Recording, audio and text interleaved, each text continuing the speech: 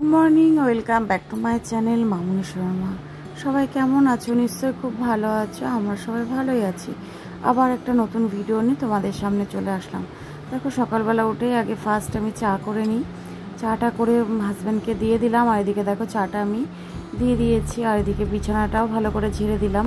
তারপর তো বিছানা ঝেড়ে নিয়ে তারপরে বাসি কাজ যেগুলো আছে, ঘর ঝাড় দেওয়া, ঘর মোছা, তারপরে জামা কাপড়গুলো কিছু ভিজা থাকে সেগুলো মেলতে হয়। তো সমস্ত কিছুই আমি এগুলো আস্তে আস্তে সেরে নেব। আর আজকে হচ্ছে এসি মিস্ত্রি বলা হয়েছে, সার্ভিসিংয়ের জন্য একটুখানি ডাকা হয়েছে। আর এই যে দেখো কিছু জামা কাপড় ছিল, তারপরে তো সেই জামা কাপড়গুলো আমি গুছিয়ে নিলাম। ঘরটাকে পুরো ফ্রেশ করে ক্লিন করে গুছিয়ে একদম পরিপাটি করে রেখে দেবো। আর এদিকে দেখো মেয়েদের গামছাগুলোও সবসময় লাগে বলে আমি গুছিয়ে একদম বাস্কেটটার ওপরেই রাখি, যাতে ওরা হাত পা মুছতে বা স্নান করে উঠে যাতে তাড়াতাড়ি পায়। আর মেয়েদের এই যে তো মেয়েদের ব্রাশ ট্রাশ করিয়ে চোখ মুখ ধুয়ে বড় মেয়েতে নিচে করে যে ছোটো মেয়েটা করে দিলাম, আর এদিকে কিশমিশ দিয়ে দিলাম। আমরা সবাই একটু খেয়ে নিই। আর ব্রেকফাস্টে আজকে সেরকম চাপের কিছু ছিল না, সবাই মিলে বললো পাউরুটি আর জেলি খাবে। তার জন্য এই যে পাউরুটি আমি গরম করে সেঁকে দিলাম, আর কোয়েল হচ্ছে একটু জেলিটা মাখিয়ে দিল। আর আমি বললাম না, রান্নাঘরে কিছু কাজ আছে, বাসন কুসনগুলো মেজে নিচ্ছি চটপট। আর ওদিকে ও এগুলো জেলিটা দিয়ে রেডি করে নিল, তাহলে আমার একটুখানি হেল্প হলো। ওদিকে সবার জন্য রেডি করে দিয়েছে, ও নিজেও নিয়েছে, আমাকেও দিয়েছিল।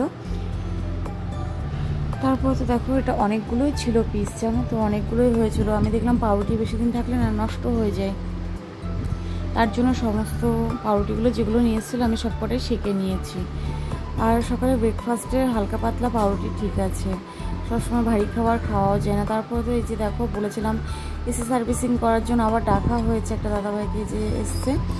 হঠাৎ না এসিটা হঠাৎ ঠান্ডা হচ্ছে না, কেন জানি না। এর আগেও একবার সার্ভিসিং করা হলো জুলাই মাসে, তা মোটামুটি কয়েকদিন ঠান্ডা ভালোই হয়েছিল। তারপর তো হঠাৎ আবার ঠান্ডা বন্ধ হয়েছে, কিন্তু এই দাদাভাই এসে দেখলো যে পুরো ক্লিন করে পরিষ্কার করা হয়নি, মানে ভিতরে এখনও নোংরাটা জমে আছে। তার জন্য আর কি এই যে দেখো গ্যাসটাকেও ভালো করে মেপে মাপটাকেও পরিমাণের নিচে যাতে না নেমে যায় সেটাকে খেয়াল রাখতে হয়।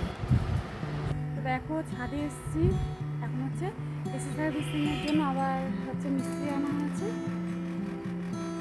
পরে তোমাদের সঙ্গে ডিটেলস বলবো কী প্রবলেম হয়েছে, ঠিক আছে? পরে আসছে। প্রচণ্ড রোদ, চোখ মুখ জ্বলে যাচ্ছে, দেখো ফাঁকা রোদ।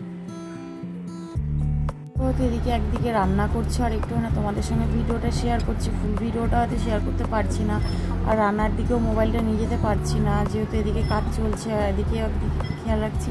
আর এদিকে দেখো বাজার থেকে তোমাদের দাদাভাই লাড্ডু নিয়ে এসেছিলো, লাড্ডু খেলাম, আর কোয়েলকেও দিয়ে দিলাম, মাম্মাম তো খেলো না। আর এদিকে দেখো দাদাভাইটা হচ্ছে এসি সার্ভিসিং করছে, আর ভিতরে দেখছি প্রচুর পরিমাণে নোংরাটা এখনও জমে আছে তার জন্য। আর এদিকে দেখো কিশমিশ নিয়ে এসেছিলো মেয়েদের জন্য, আমাদের সবার জন্যই। তার কিশমিশটাকে আমি ঢেলে রাখলাম। আর এদিকে দেখো আমার মেয়ে তেঁতুল দেখেছে, তেঁতুলটাতে কি খুশি।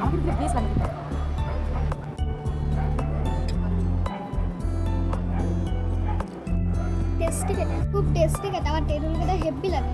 আমরাও ছোটবেলায় খেতাম, জানিস তো, মা যখন তেঁতুল কাটতে তখন বসে বসে মার পাশে খেতাম। দেখো আমার রাইমা এখন তেঁতুল কাটছে। তারপরে তো দাদাভাইয়ের সমস্ত মেশিন নিয়ে এসেছিলো না, তার জন্য দাদাভাই আবার বাড়ি গেছিলো জিনিসপত্রগুলো আনতে, যেহেতু সার্ভিসিং করানো হবে তার জন্য। এদিকে দেখো আমাদের রান্নাবান্না কমপ্লিট, আমরা খেতে বসে গেছি। আর আজকে রান্না হয়েছে কলাইয়ের ডাল, আলু ভাজা, আলু পোস্ত আর মাছের ঝোল। এইদিকে দেখো আমরা খেতে বসে। তো আজকে রান্নাগুলো কিন্তু বেশ ভালোই হয়েছিল, টেস্টফুল হয়েছিল জানো তো।